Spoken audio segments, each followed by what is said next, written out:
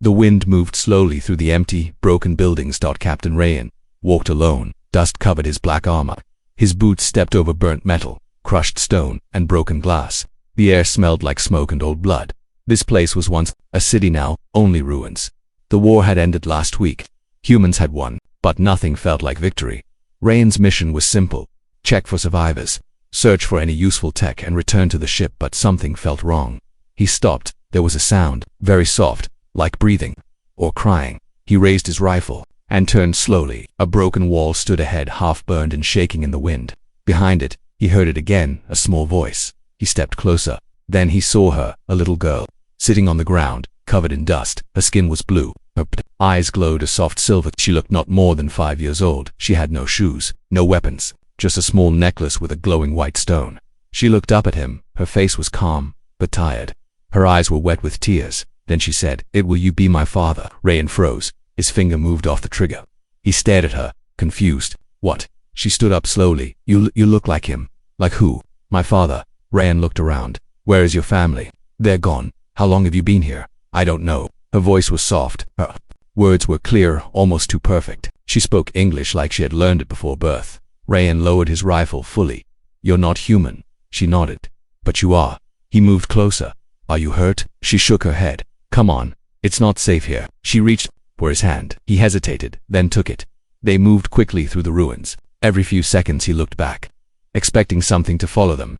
The silence felt heavy. When they reached his dropship, she paused. Their watching Rayan looked up. The sky was dark and quiet. "Who's watching?" he asked. "Ones who want me back." Rayan opened the hatch. "Not today," he said. She climbed inside. Inside the ship, lights turned on. The ship's AI, a soft female voice, said, "One lifeform detected. Human soldier confirmed. Unknown child registered, alien DNA, partial human signature." Rayan paused. "Wait, what?" He checked the scan. Her DNA showed 50% human. He looked at her.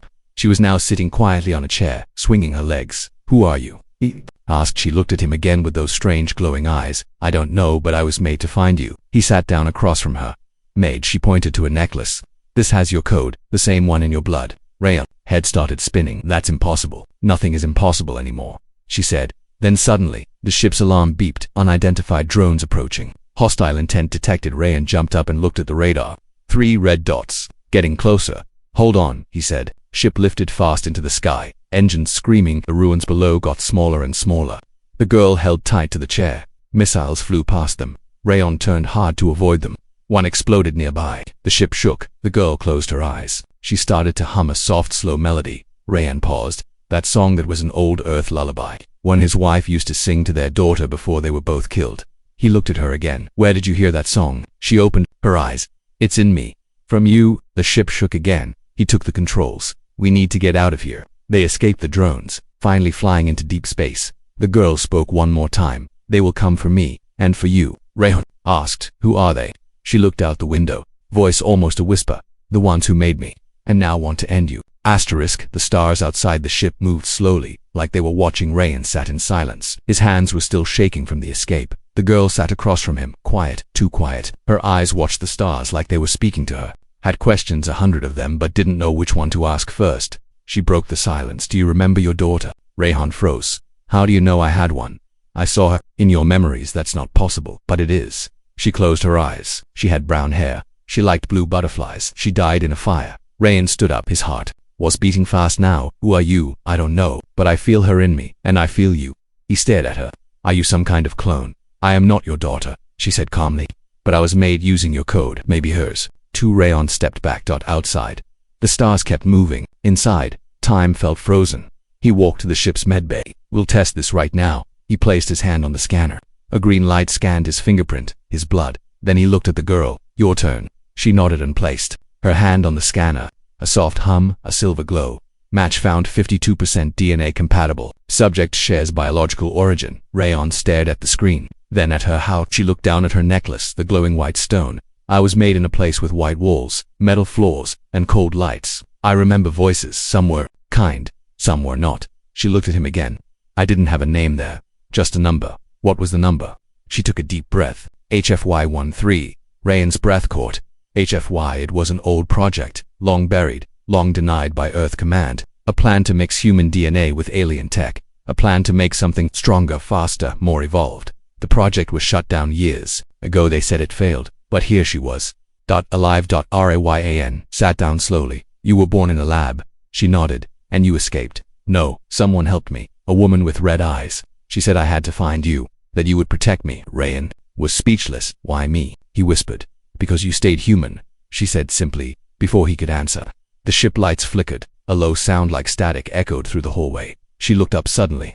They found us again. Ryan grabbed his rifle. Get behind me, but she didn't move. She closed her eyes. I can stop them if you trust me. Rayon paused. How? She touched the floor of the ship with her hand. The lights turned blue. Then silence. The radar blinked once, then cleared. The enemy ships were gone. Rayon looked around. What did you do? She stood slowly. Her necklace had stopped glowing. I called to something deep. It listened. It stared at her, more confused than ever. You're not just a child, he said. No, she whispered. I'm the beginning.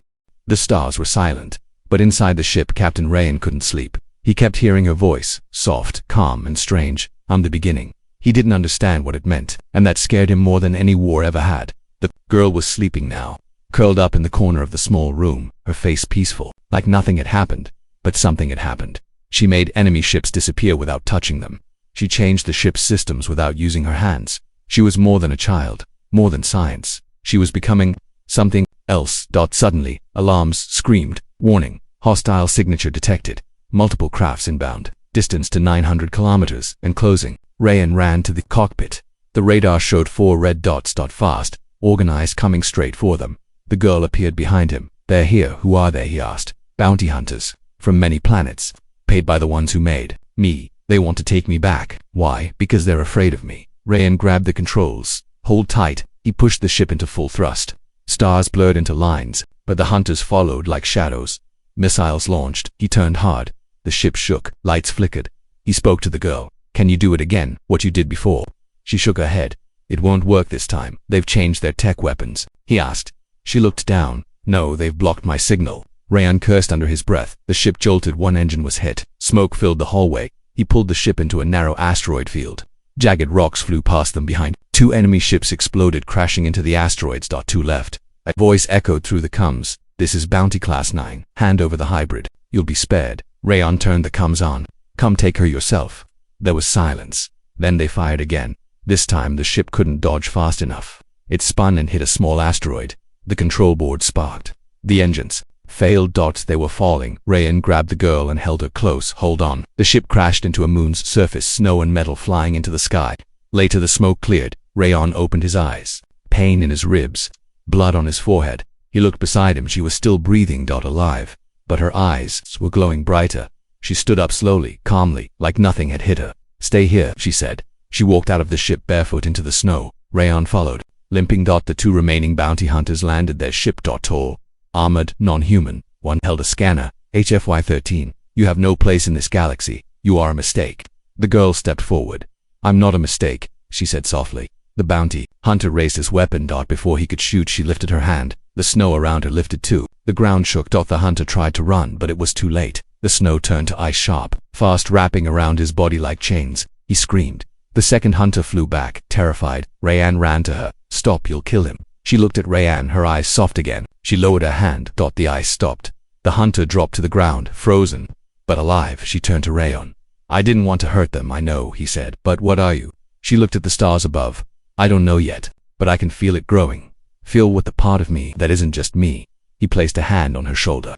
You're not alone in this. She looked at him. You say that now, but one day I might become something even you can't protect. Rayon smiled. Then I'll still try.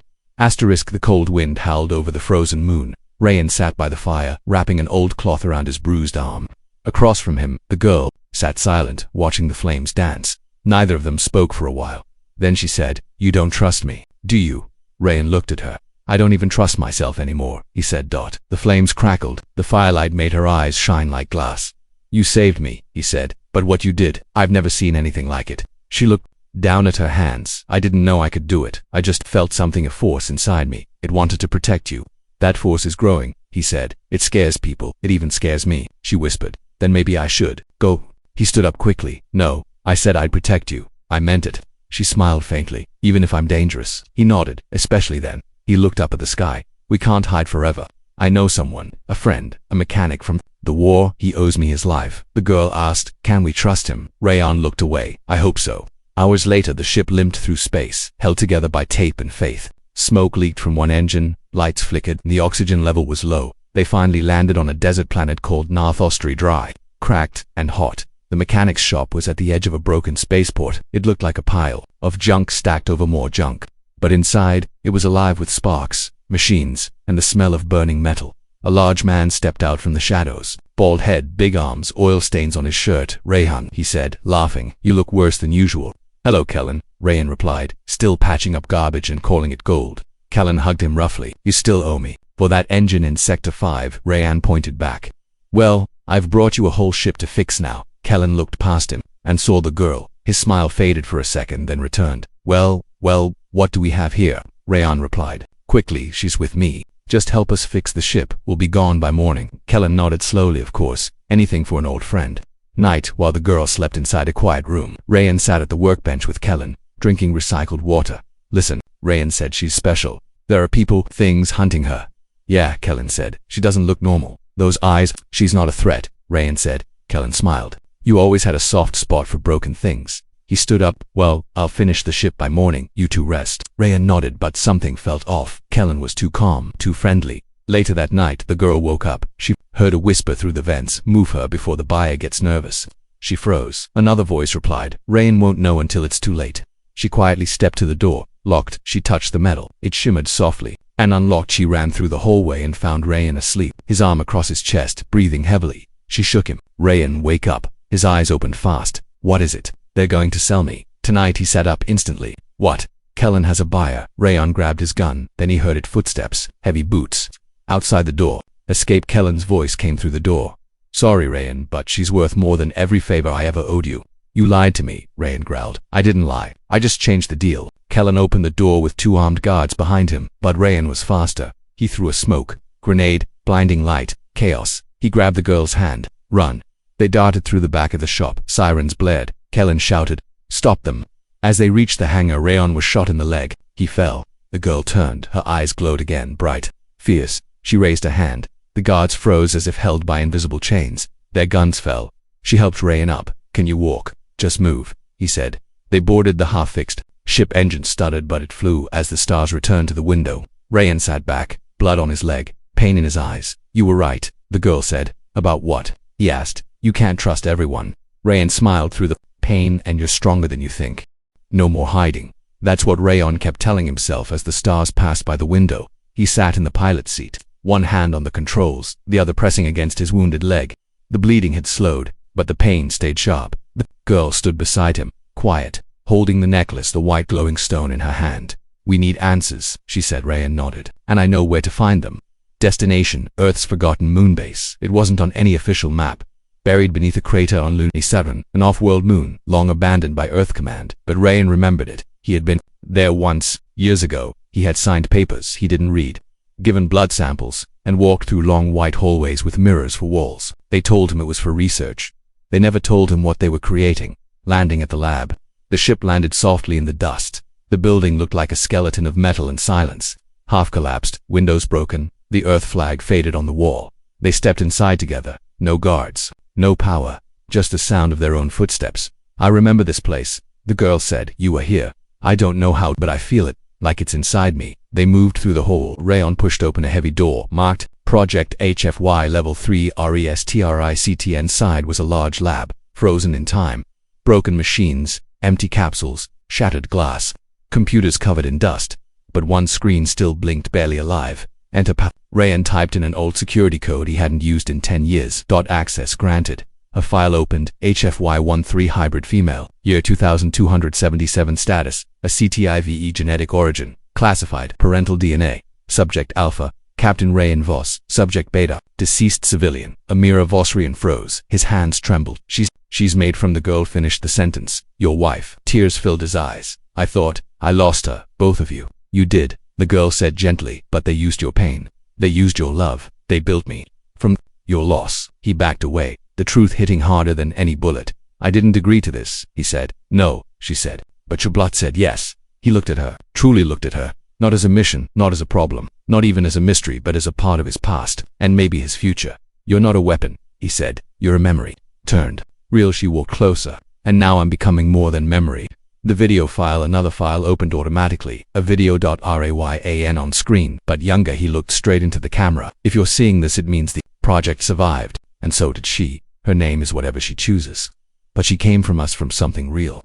Please, whoever you are, don't use her, don't fear her, stay by her side. The screen went dark. Rayan sat down, silent. The girl knelt beside him.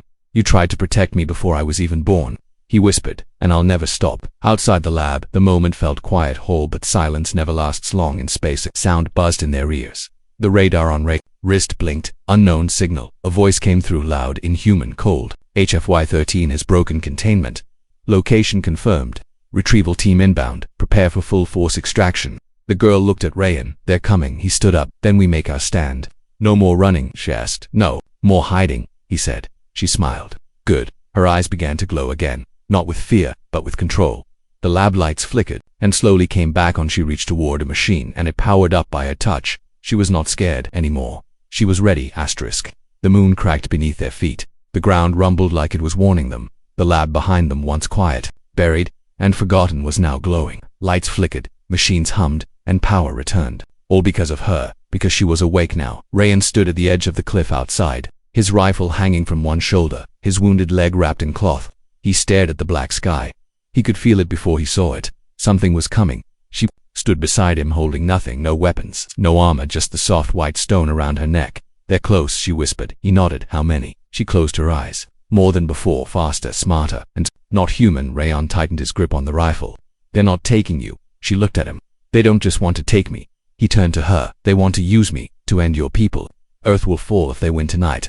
Rayan's face went cold. They're using you as a key. She nodded. To unlock something ancient, something built to destroy. He stepped back into the lab. We can't let them. Moments later, inside the lab, screens lit up, showing red dots, enemy ships closing fast. 2 minutes. Can we hide you? Rayan asked. She shook her head. I'm done hiding. You're a child, he said, frustrated. No, she replied. Not anymore. She walked to the center of the room, placed her hands on a metal platform, and the whole lab began to move. Walls shifted. Shields powered on. A defense system came online, old but strong. Rayan stared. How are you doing this? She looked back at him. I'm not doing it alone. The machines remember you. Your code is inside me. We're doing it together. Rayan was stunned. Somewhere deep inside her, maybe in her cells, or her memory, or something beyond science, he was still alive, not just a protector but part of her foundation. 1 minute until impact. Fire fell from the sky. The first enemy ships entered the atmosphere. They looked like black claws, sharp, long, silent.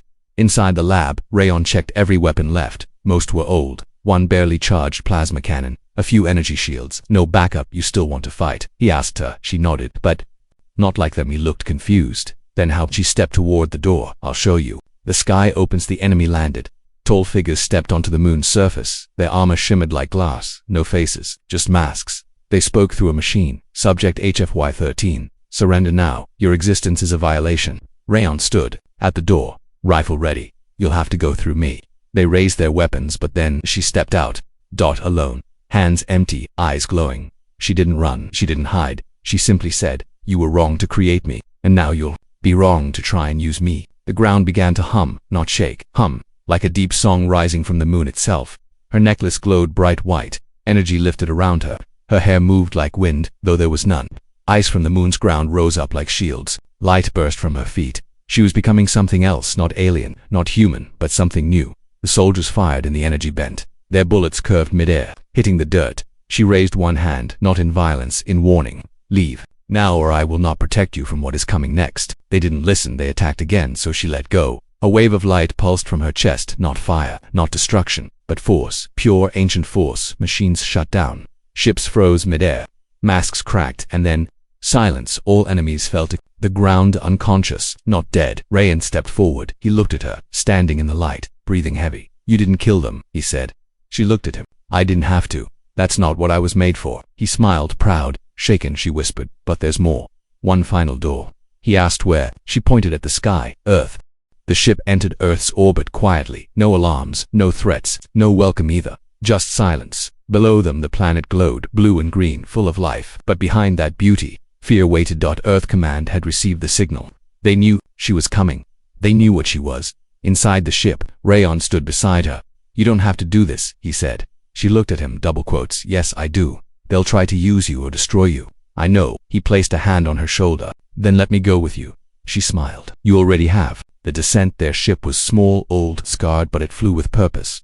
They landed not on a base, but in an open field near New Geneva, Earth's capital. Soldiers were already waiting, guns drawn, drones circling. A single woman stepped forward, high-ranking, cold eyes. Captain Rayan, she said. You were declared dead. He smiled faintly. I got better. And the girl? She asked. He looked at her, standing still, calm, glowing just slightly in the sunlight. She's not a weapon, he said. She's not human. She's more than human, Rayan replied. She's what comes after us. The gathering. A council was called. World leaders, scientists, soldiers, priests, historians, all sat in silence. She stood in front of them. No throne, no armor, just a child, barefoot, hands open. They asked her questions. Some curious, some cruel. Who made you? I was created from loss and love. What are you? I am both past and future. What do you want? I want to choose. They didn't understand. So she touched the floor, and the lights flickered. Screens lit up. She showed them images, her memories, of labs, of pain, of peace, of the boy who gave her food, the woman who called her star child, of Rayan's voice when he first said, "You're safe now." She showed them war, but also what she stopped without killing. She showed them choice, the voice of Earth. The room fell silent. Then an old man stood, a historian. He spoke not from power, but from heart. Maybe we fear her because she reminds us of what we lost. Another voice, a young scientist. Maybe she's the bridge, not the threat. Another, a mother. She looks like my daughter, but stronger. Then Rayan stood. She is not perfect, neither are we, but she is ours, not by blood, but by what we share, pain, hope, memory. He looked at her, and if we don't accept her, then maybe we never really believed in humanity at all. The decision. They didn't clap. They didn't cheer. They just nodded. And stepped back. The woman with cold eyes lowered her weapon. You're free, she said. What will you do now? The girl looked at Rayan. Can we go home? He smiled. I thought this was home. She shook her head. Not Earth, our place. He understood. 1 year later, a garden bloomed on a small moon, far from Earth. Rayan worked the soil. He laughed more now, slept more, spoke softer. She helped him plant trees. People came from many planets to visit, to learn, to listen. Called her by a new name. Hope. It was the name she chose, not given, not forced at her own. One night, under the stars, she asked, "Do you still think I'm dangerous?" Rayan looked up at the sky, then at her. "You're not dangerous," he said. "You're different, and sometimes, different is exactly what we need." She smiled, then leaned her head on his shoulder. "I'm glad you stayed." He whispered back, "Me too."